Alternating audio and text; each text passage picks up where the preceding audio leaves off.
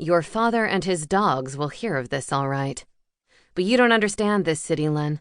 There isn't a single person who will turn Orlo or Dell over for questioning." He placed 2 fingers against the boy's neck. "Well, he's alive, so there's that at least."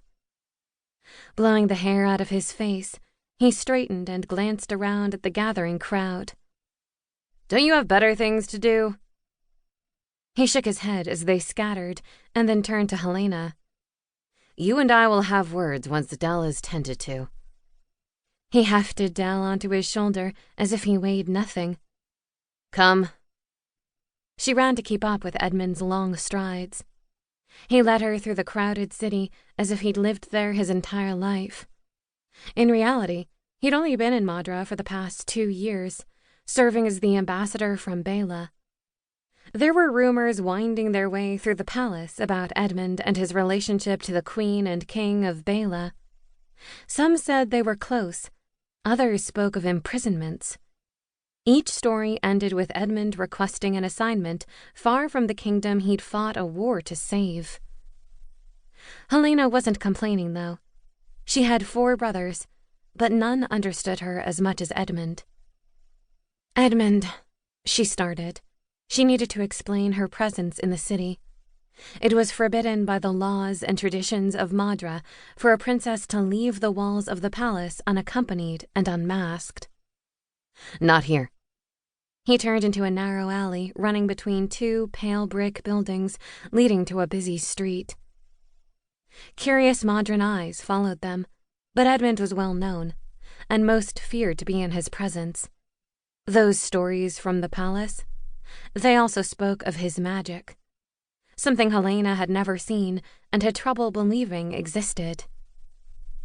2 years ago, Madran troops were sent to aid the Balayan queen in her war against La Dame. Persinet Basil took her kingdom back, and those Madran troops who fought by her side came home with the most marvelous tales of magic.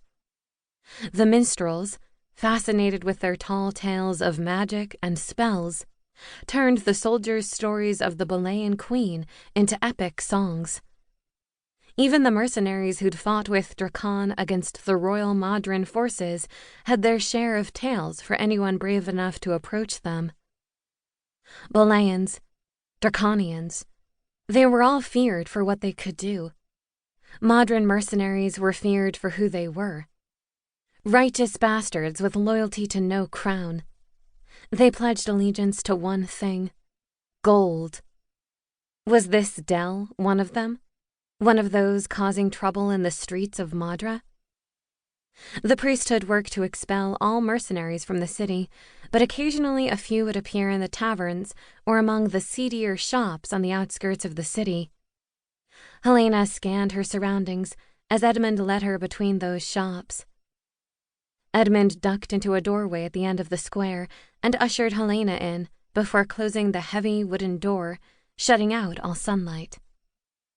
Small candles along one wall gave the only hint of light. If it weren't for the tendrils of cinnamon floating through the air, Helena would have suspected he'd led her into a tomb. Edmund lifted a hand, and the flames on the candles grew larger. "Did you do that?"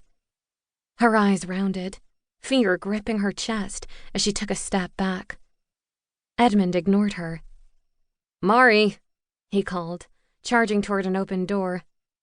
"Mari, we need you and Korban."